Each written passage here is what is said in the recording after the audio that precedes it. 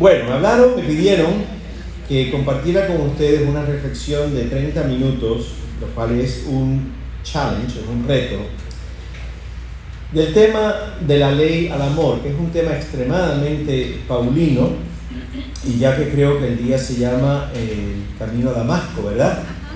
Y eso, escuchamos esa palabra Damasco, inmediatamente a nuestra mente viene el apóstol San Pablo y todos los eventos alrededor del tema de Damasco. Digo que 30 minutos es un reto enorme, porque hablar de San Pablo en 30 minutos, lo que significó de él de pasar de la ley al amor, que es el gran reto también de nosotros los cristianos, que nuestra tendencia más fácil es quedarnos en la ley porque es más cómodo, es más seguro, menos retador. ¿Qué significó eso para él y por lo tanto qué significa para nosotros que tendremos esa tendencia de quedarnos siempre dentro del marco de lo legal, repito, porque lo es más fácil y lo más cómodo? Y cómo la transformación y el cambio de Pablo en camino a Damasco nos reta enormemente, y sobre todo en un contexto cuaresmal, donde ya desde el principio de la cuaresma la palabra nos está diciendo algo a través del profeta Isaías sobre un texto que se lee los primeros días de la cuaresma, de Isaías 51, el verdadero ayuno que complace a Dios. ¿Os recuerdan, verdad? Eso marca ya la cuaresma, se nos olvida muchísimo ese texto, pero sin embargo es el texto que por excelencia resume el espíritu cuaresmal. Y encaja muy bien con el tema de la ley al amor en el contexto paulino y en el contexto nuestro. La ley judía. ¿Cuántos mandamientos hay? No hay 10. Los 10 es el resumen de la ley judía. La ley judía son 615 mandamientos. Así que alégrese que para hacer la primera comunión se tuvieron que aprender 10 nada más, con la monja que te daba reglazo, si no te los aprendía de memoria. La ley judía contiene 615 mandamientos. Están esparcidos en las lecturas, en los textos hebreos, sobre todo Levítico y Deuteronomio. Ese tema de esa enorme cantidad de mandamientos y leyes aparece muchísimo en los evangelios, y hay uno que nosotros estamos muy familiarizados con ese texto, que es el que yo siempre leo en los bautizos, nunca lo he cambiado en 35 años, habiendo muchos más, donde un fariseo, dice el evangelio de San Mateo, que se acercó a Jesús y con el propósito de ponerle una trampa. Se nos olvida esa frase. El fariseo no se acercó a Jesús con buenas intenciones, lo que quería agarrar en un fallo, y de ahí comenzar todo un litigio. Se acerca a Jesús para ponerle una trampa y hace una pregunta: ¿cuál es el mandamiento más grande de la ley de Dios? ¿Recuerdan la respuesta? Número 1, amarás al Señor tu Dios con todo tu corazón, con toda tu mente y con todo tu ser. Y el segundo mandamiento, le dice Jesús al fariseo, es semejante, que significa, tiene la misma importancia y el mismo valor. Uno no está por encima del otro, sino son iguales. Semejante significa iguales. Es amarás a tu prójimo como te amas a ti. Por lo tanto, ¿dónde está el problema si ya en la ley judía aparece el mandamiento del amor? Jesús no inventó estos dos mandamientos. Estos dos mandamientos Jesús lo que hace es citar al Deuteronomio el capítulo 6 y del Levítico el capítulo 19. O sea, Jesús no fue el que dijo amarás al Señor tu Dios con todo tu corazón y toda tu alma, ni fue el que dijo amarás a tu prójimo como te amas a ti mismo. Eso existía en el judaísmo siglos y siglos y siglos antes de Jesús. Jesús simplemente lo que hizo como buen judío fue citar su propia tradición hebrea y sus propias escrituras. Por lo tanto, si ya en el judaísmo siglos antes de Jesús había un mandamiento del amor, ¿dónde está el problema? Tú y yo cantamos una canción desde que tenemos 6 años de edad, por lo tanto algunos más de 80 años la lleva cantando. Ya la llevo cantando 65 menos 6, 59, y algunas de ustedes, algunos mucho más, otros un poquito menos. un mandamiento nuevo nos da el Señor, que nos amemos todos como nos ama Dios. Pues si es nuevo, si esto es viejo, ¿cómo va a ser un mandamiento nuevo si es un mandamiento viejo?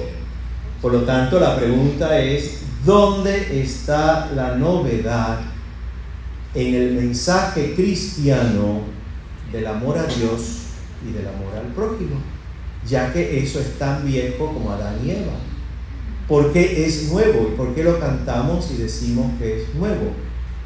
¿Dónde hubo un cambio de este mandamiento antiguo para llamarlo entonces un mandamiento nuevo? Pues la respuesta la tiene San Pablo. Es la conversión de Pablo el que nos va iluminando un poquito la transformación de algo viejo a que sea lo mismo, pero que tenga un sabor nuevo. Jesús habló de eso ya en otro texto. El vino nuevo no se puede echar en odres viejos, no se puede arreglar un roto en una tela vieja y rota poniéndole un pedazo de tela nueva, porque la tela nueva va a alar la vieja y la va a romper. Esto de convertir algo viejo y transformarlo en algo nuevo y diferente es propio del Evangelio. Nosotros no sabemos exactamente los detalles de lo que pasó en el camino a Damasco. Lo más que podemos acercarnos es a describirlo como una experiencia que el mismo San Pablo tiene dificultad en explicar. San Pablo lo describe como que fui llevado al séptimo cielo, fue arrebatado al séptimo cielo, lo cual no significa que hay en el cielo un nivel 2, 3, 4, 5 y 7, los que pagaron menos en el nivel 1, los que pagaron más en el nivel 7. Se llama, el número 7 significa en el lenguaje hebreo plenitud. Fui a la plenitud del cielo, fui a lo pleno, fui a lo último, fui a lo más excelso. Es lo único que él dice, él no da más detalles. Por lo tanto, basado en lo que ocurre y lo que le ocurre a Pablo, sí podemos decir que lo que tuvo fue una experiencia muy profunda de Cristo muerto y resucitado. No sabemos los detalles, no traten de llenar los vacíos con cosas raras, porque no les va a salir. Solamente sabemos que fue una experiencia muy transformadora, muy fuerte de Cristo. Ahora, ese Cristo que le sale en el camino a Damasco, Pablo ni lo buscaba ni lo deseaba, al contrario. Pablo iba con un plan y un propósito. Los Hechos de los Apóstoles, y después él en las cartas va a expresar que su corazón iba lleno de odio.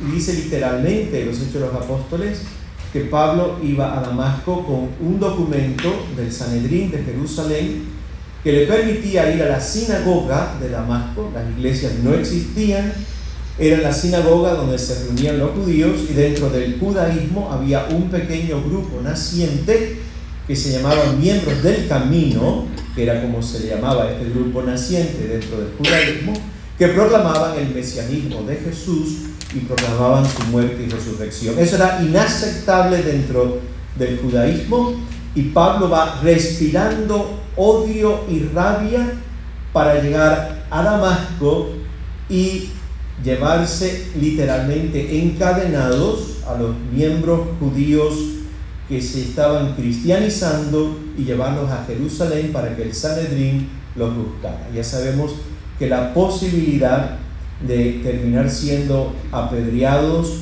o estrangulados por el Sanedrín era muy segura. Acuérdense que el judaísmo no crucificaba, era el Imperio Romano el que crucificaba. El judaísmo ejecutaba a la gente o a pedradas, y no pedradas grandes, eran pedritas, por lo cual la agonía era larga y prolongada y dolorosa. No te mandaban un ceboruco de una vez que te noqueaba, no, eran piedritas, piedritas y piedritas, cientos de gente tirándote piedritas, o Claudia te agarraban por el pescuezo hasta que te ponías por el color de una berenjena y cataplum, ahí quedaste esclavo. Pablo va a llevarse preso a los miembros del camino de su religión. Acuérdense que el cristianismo como tal no existe todavía. Existe un movimiento dentro del judaísmo que afirma que Jesús de Nazaret es Mesías y fue muerto y el Padre lo resucitó de entre los muertos. Es un movimiento todavía dentro del judaísmo. Por lo tanto, lo más importante en la historia paulina no es que si fue al séptimo cielo o al quinto cielo. Lo más importante en la historia paulina que esto que le ocurre en el camino a Damasco es pura gracia de Dios. Es un regalo, puro regalo. Y esto va a marcar por completo la vida de Saulo, que eventualmente va a adquirir un nombre griego, Paulus, y va a entender que su transformación tiene que ser de la vivencia de la fe como ley y obligación a vivir la ley y la relación con Dios como un regalo que Dios me hace en Cristo, donde Cristo ya suplanta la ley, y la respuesta, por lo tanto, a este don y gracia del Padre que me permitió conocer a Cristo resucitado como puro don cuando yo iba camino a arrestar a los discípulos de Cristo, hace que mi única respuesta sea el amor. ¿Está esto claro? ¿Me siguen? ¿No lo estoy confundiendo? Ok, se confunden, buena suerte porque me tengo que ir después. Deal with that. ¿De qué se convierte, por lo tanto, Pablo? Les voy a hacer una pregunta. Ustedes y yo hablamos de que aquí mi amigo Juan se convirtió. Fue a un cursillo de cristiandad y salió convertido. Fue a Emaús, fue convertido. Fue a un retiro del Opus y salió convertido. Fue a un seminario de vida en el Espíritu y fue convertido. ¿Qué decimos que Juan se convirtió? ¿De qué se convirtió Juan a qué? ¿Juan? ¿De qué? Cuando hablamos, no, pero ¿de qué? Cuando hablamos se convirtió, ¿de dónde venía Juan o la persona? Puede ser Juan, puede ser Pedro, puede ser Elizabeth. ¿De qué? Descarriado. O sea, cuando decimos se convirtió fulano, asumimos que fulano y fulana vivían antes de la conversión una vida descarriada. Entonces, ya le metemos, era bebedor, fulana era floja, la otra tenía también flojo, tenía vicios de comprar, era mala persona, golpeaba a su familia, era vago, era vaga, pero fue a un retiro y entonces se convirtió de una persona mala a una persona muy buena. Eso es lo que nosotros entendemos por conversión. El problema aquí está el siguiente, que Pablo, ninguna de las cosas que yo dije era. Ni era bebedor, ni era jugador, ni era mujeriego, ni golpeaba a la familia, ni era vago, ni era muchísimo. Pablo no tenía ningún problema moral. Pablo no tenía problema moral, al contrario. El problema de Pablo era que era demasiado moral. No tanto bueno, cuidado. Era demasiado moral. Entonces, ¿de qué se convierte Pablo si nosotros a veces entendemos la conversión como de alguien perdido a alguien que ahora se transforma en alguien diferente, ¿no? Bueno, la conversión de Pablo no es la conversión de una persona mala y atea a una persona creyente y fiel. No es la conversión de Pablo. La conversión de Pablo es una conversión profundamente religiosa, muy diferente a una conversión moral. Y aquí es donde Pablo nos reta, porque nosotros los religiosos y religiosas, todos los que estamos aquí en esta mañana, a veces, o muchas veces, tendemos a pensar que es el otro y la otra la que tiene que convertirse, porque ya yo estoy convertido. Por lo tanto, si vamos a reflexionar esta mañana de la ley al amor, tenemos que empezar a entender que la conversión de Pablo de Tarso es una conversión profundamente en el ámbito espiritual y religioso. no en el ámbito moral. ¿Cómo se autodescribe Pablo en los Hechos de los Apóstoles? Pues se describe de que él es un fariseo fiel y estricto de la escuela de un maestro del fariseísmo que se llama Gamaliel. ¿Quiénes eran los fariseos? Y cómo los fariseos vivían la fe judía, ya que la conversión de Pablo es del fariseísmo a una visión de Dios cristiana. Los fariseos eran gente de mucha fe. Cuidado, Los fariseos eran gente extremadamente piadosos y que guardaban de una forma muy estricta la ley. Los fariseos evitaban contactos de impureza, por eso lo escuchan constantemente en los evangelios, cumpliendo con todos los ritos de pureza, de todos los mandamientos del Levítico que tenían que ver con la pureza, porque el terror del fariseo era hacerse ritualmente y espiritualmente impuro. Rechazan toda la corrupción que existía en la fe judía en ese momento, y en la práctica los fariseos no se acercaban al templo de Jerusalén. Lo consideraban que el sacerdocio judío, el Sanedrín, era profundamente corrupto, aunque había algunos miembros del fariseos en el Sanedrín. La mayoría del Sanedrín eran sacerdotes del templo. No se acercaban al templo, lo consideraban un judaísmo corrupto. Un énfasis enorme, por lo tanto, en la pureza ritual y moral. Buscaban adeptos. Los fariseos eran tremendos evangelizadores. Jesús le hace una crítica muy fuerte, les dice: ustedes van al fin del mundo, cargan a la gente con fardos pesados, pero después no mueven un dedo para ayudarles a llevar todo lo que le imponen encima. Y la palabra fariseo, si entiendes el significado, pues ya entiendes lo que es el fariseísmo. Literalmente significa los separados o los distantes. Significa la palabra fariseo. No me puedo juntar con el resto porque el resto está corrupto, es inmoral, me puede contagiar ritualmente, no son fieles a la ley como nosotros, por lo tanto el fariseísmo tiende a ser enormemente sectario, encerrado sobre sí mismo. La conversión de Pablo es una conversión de vivir la fe de la forma fariseica a vivir a la forma de Cristo. La forma fariseica, vuelvo a enfatizar, es: yo me acerco al misterio de Dios a través del cumplimiento de la ley y de rituales de pureza, con un énfasis enorme en lo externo. Si se acuerdan cuál es el evangelio de todos los miércoles de ceniza: no se pongan en las esquinas a orar como los fariseos, que agrandan las filacterias, las bandas que se ponían en el brazo izquierdo, donde grababan textos de la Torá, y alargan los tazos, lo que cuelga de lo que la gente se pone a veces en los zapatos, que no son cordones, son los que cuelga de las cortinas hacia abajo.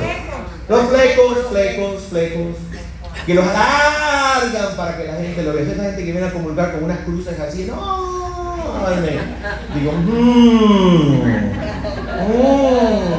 y las medallas grandes. El fariseo pone mucho énfasis en lo externo, para que sea visto. Pablo se va separando. Creo que la experiencia fue tan fuerte que lo separó de un tirón por completo, y se aleja por completo de la práctica fariseica a abrazar la práctica de la fe a través del lente de Cristo Jesús. El fariseísmo tiene un peligro propio, ya está en la genes, en el DNA del fariseísmo, y son dos. Primero, el fariseísmo tiene el gran peligro de ver la relación de Dios como un intercambio comercial. Yo le doy a Dios y Dios me tiene que dar a mí. Yo soy tan puro, yo soy tan moral, yo soy una persona tan buena, que al único que Dios va a escuchar es a mí. ¿Se recuerdan el fariseo y el cobrador de impuestos en el templo? El cobrador, el fariseo, ¿dónde se acerca? A la parte de adelante del templo, a donde estaba lo más sagrado del templo. Y gracias, Señor, porque yo, le da la lista a Dios y termina diciendo, y gracias porque yo no soy como el que está ahí atrás, que es un pecador. Por lo tanto, hay un intercambio comercial entre Dios. Y segundo, y el más peligroso de todo, el fariseísmo por su naturaleza tiende a ser extremadamente fundamentalista, que significa literalmente que fuera de mi grupo nadie se salva. Tiene que vivir la fe como la vivo yo, la forma de vivir nuestro grupo, la fe, es la verdadera, y por lo tanto, hasta que no seas parte de este grupo no te salvas. El fariseísmo está muy presente en la Iglesia Católica hoy a muchos niveles y no nos damos cuenta. En los casos extremos del fundamentalismo religioso, y no necesariamente tiene que ser judío, puede ser islámico, puede ser cristiano, la mentalidad fariseica fundamentalista se toma el derecho incluso de practicar la violencia. ¿Cómo iba Pablo a Tarso? ¿Iba en paz o iba violento? Iba violento. Me voy a llevar a esta gente arrastrada por cadenas, en grilletes, y se los voy a llevar al Sanedrín para que el Sanedrín los juzgue, y si los encuentra culpables, a estrangularlos o a tirarles piedras. Hace 3 días en Jerusalén, aquellos que han ido a Tierra Santa, al lado del Huerto de los Olivos en Semaní, hay una iglesia que se baja así, que es la iglesia de los Cruzados, donde hoy la iglesia ortodoxa dice está la sepultura de María la Virgen, y hace 3 días 2 fundamentalistas judíos dispararon y golpearon a personas que estaban entrando a esta iglesia cristiana, porque nos sentimos con el derecho de matar a quien no piense como yo o crea lo que creo yo. Eso está metido en el DNA del fundamentalismo religioso, y el fariseísmo acarrea ese DNA. Pablo, tiene una experiencia gratuita, pura gracia, donde se le caen por completo los lentes fariseicos, estrictos, violentos, excluyentes, arrogantes, y descubre la forma cristiana de relacionarse con Dios, con la vida y con los demás.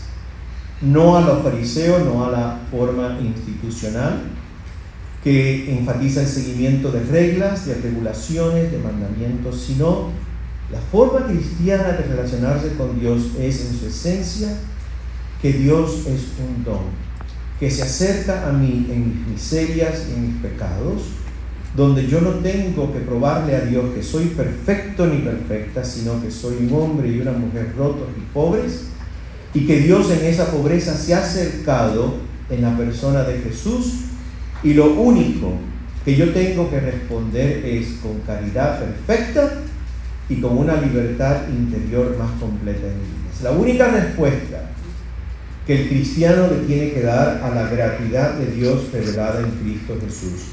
Mi respuesta es ser un hombre y una mujer de una caridad perfecta.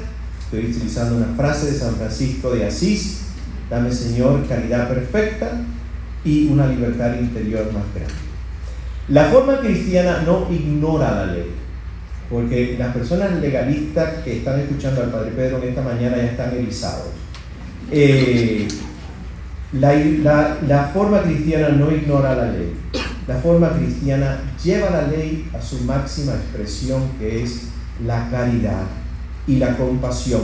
Y la ley, que es lo que hace Jesús, y por eso se mete en problemas todo el tiempo con los fariseos, sobre todo cuando le da por ir a la sinagoga. La ley está al servicio de la caridad y de la compasión. La caridad y la compasión no está al servicio de la ley. A Jesús los fariseos le hacen la vida imposible, porque Jesús constantemente subyuga la ley a la caridad y a la compasión. Y eso enerva a este grupo religioso, donde la visión de relacionarse con Dios es la práctica de la ley. La forma cristiana, por lo tanto, descubre una vez más que Dios se acerca a mí no porque yo he cumplido la ley, sino porque Dios es amor. Dios, dice la primera carta de San Pablo, da el primer paso, hace una donación de sí mismo y gratuitamente me da un abrazo. Y mi respuesta a este Dios que me sorprende, que se acerca a mí en mis miserias, es una caridad perfecta y una libertad mayor. Dos textos bíblicos que les voy a leer. El primero, un texto donde el personaje es Jesús de Nazaret, Marcos 3, del 1 a 6. Entró Jesús de nuevo en la sinagoga, donde cuando Jesús quería formar lío, ¿sabe dónde iba, verdad? A la sinagoga. Y había allí un hombre que tenía la mano paralizada. Estaban al acecho de Jesús, ¿quiénes? Los fariseos, porque los fariseos no iban al templo, iban a la sinagoga. Estaban al acecho a ver si le curaba en sábado para poder acusar a Jesús. ¿Sabes por qué vivir 24 horas al día bajo un microscopio de un grupo de gente que te quieren fastidiar la vida con pota? Oye, no, es serio, yo a veces yo me siento que tengo que tener cuidado porque hay un grupito que está ahí como la lupa, ¿no? No sé si ustedes han experimentado eso, pero es horrible, es horrible. Yo a veces en la noticia, pero bueno, no es fácil, no es fácil. No es fácil estar al acecho todo el tiempo. Jesús vivía al acecho todo el tiempo, 24 horas al día. Van a ver si cura o no el sábado para entonces agarrarlo. Dice Jesús al hombre que tenía la mano seca. Ya Jesús, ya tú sabes, con los fariseos. Levántate ahí en medio. Lo pone en medio de la sinagoga. Y les dice. Ya se está dirigiendo ¿a quién? A los fariseos. ¿Es lícito en sábado hacer el bien en vez del mal? ¿Es lícito salvar una vida en vez de destruirla? ¿Viste cómo le pone la pregunta? La pregunta no es si es lícito hacer esto, no es lícito hacer el bien o el mal, porque ya los fariseos los atrapó en su propia mentalidad, lanzándole una pregunta en positivo y negativo. No hay pregunta más difícil que contestar que las que están en positivo y negativo al mismo tiempo. ¿Es lícito o no? Pero dice el texto que los fariseos, ¿qué hicieron? Se callaron. Ya, les selló la boca. Estaban mirando. No se atrevieron a contestar una pregunta tan crucial. Entonces Jesús, escuchen esto, mirándolos con ira, lo tenían hasta aquí. No miró a los fariseos con amor, los miró. Díganlo, que no va a pasar nada malo. Con ira. Los miró con ira. Estaba enojado Jesús con los fariseos. Entonces, mirándolos con ira, apenado, ya triste por la dureza del corazón de estos hombres, le dice al hombre: extiende la mano. Yo no sé si yo hubiera extendido la mano, me hubiese con mi mano seca para mi casa con aquel lío armado. El hombre la extendió y quedó restablecida su mano. En cuanto salieron los fariseos, se confabularon con los herodianos, que eran enemigos entre ellos. Pero tu enemigo es mi enemigo, con los herodianos, contra Jesús, para ver cómo eliminarlo. Qué palabra tan fea. Qué texto tan rico, y cómo nos reta a nosotros. Segundo texto, no lo voy a leer porque se lo sabemos de memoria más que es una pena que no lo sepamos de memoria. Corintios 13. El himno al amor, ¿qué hora es? Va a sonar la alarma. 10 en punto. 10:28. Corintios 13, rapidito. Todos conocen Corintios 13, ¿verdad? todo el mundo va a las bodas, la novia Corintios 13, enamorada. Bueno, el problema es que San Pablo no se lo escribió a la novia que se casa a las 3 de la tarde en la Divina Providencia, donde llega y hace el ensayo. No. Corintios 13 se la escribió a una comunidad cristiana, a una comunidad cristiana completa, no se la escribió a una pareja. Una comunidad cristiana que él funda en Corinto, la comunidad cristiana que más amó y que más dolor de cabeza le dio a San Pablo. Y tenían un problema, se había enterado ya desde Éfeso, pero Corintios que él había fundado, con el que había pasado 2 años, que lo habían expulsado después, se habían dividido en grupitos. Cada grupito tenía un cabecilla y competían entre ellos para ver cuál de los dones que tenían era el más importante. Los maestros que enseñaban, los catequistas, somos los más importantes. Los misioneros somos los más importantes, los que sanaban somos los más importantes. Los apóstoles eran los más importantes, los que hablaban en lenguaje son los más importantes. Y Pablo les manda este texto que leemos todas las bodas de Miami, donde les dice: podrán tener fe para mover montañas, pero si no hay caridad entre ustedes, si no hay una concordia en un corazón unido, de nada sirve tanta fe. Podrá tener todo el conocimiento de Dios, no sabemos este texto de transparente, no sabemos la catequesis, el catecismo de transparente, los documentos de la iglesia de transparente, pero si no hay amor, tanto conocimiento de nada sirve. Y se lo podemos dar a todos los demás, a los que están fuera. Pero si dentro de nosotros, en la dinámica interna de esta comunidad que se llama Corinto, no hay caridad, ¿de qué sirve tanto amor fuera del círculo propio? Y le da la lista entonces de las características propias del amor. Por lo tanto, Pablo va y viene entre la prioridad de la fe o del amor. Y en la mayoría de los textos parece ganar el amor. Santiago, en la carta tan controversial en la historia del desarrollo del Nuevo Testamento, va a decir: yo te voy a demostrar mi fe, no por lo que digo, sino por los actos de caridad. Por el amor que voy a demostrar, te voy a demostrar realmente lo que soy y quién creo. Por lo tanto, la primera pregunta que nos tenemos que hacer al final de esta presentación es: ¿de qué forma tú y yo vivimos nuestra fe? ¿A lo Cristo Jesús o a los fariseos? ¿Dónde está nuestro acento en nuestra práctica de fe diaria, en nuestra relación con los demás? ¿Nos hemos encontrado con la ley? ¿Seguimos siendo hombres y mujeres de la ley o somos hombres y mujeres del Evangelio de la gracia?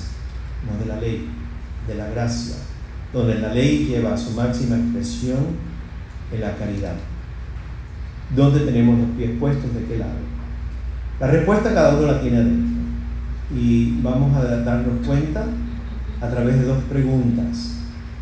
Hazte esta pregunta: ¿tu religiosidad está marcada por la libertad interior o por el miedo? Si está del lado del miedo, estamos del lado de la ley. Si está marcada por la libertad interior, está marcada por la caridad. El que ama no teme al juicio, dice la primera carta de San Juan. ¿Es más importante la ley o son más importantes para ti las personas? Recuerden el texto de Marcos que les leí. Obviamente para Jesús de Nazaret, la persona era más importante que la ley. Su necesidad de una mano seca, sanarla, aunque fuera el sábado, que era una de las principales leyes divinas, el no hacer nada el sábado. Jesús la rompe y hace algo el sábado. ¿Por qué lo hace? Porque es mejor hacer el bien que hacer el mal el sábado. ¿Y el mal cuál hubiese sido ahí? Dejar al hombre con la mano tiesa. Eso hubiese sido el mal. Así que, buenas preguntas, para comenzar este sábado de reflexión, que era de la ley a la caridad. Gracias, Dios los cuide y nos vemos en los caminos de la vida. Saludos a la hermana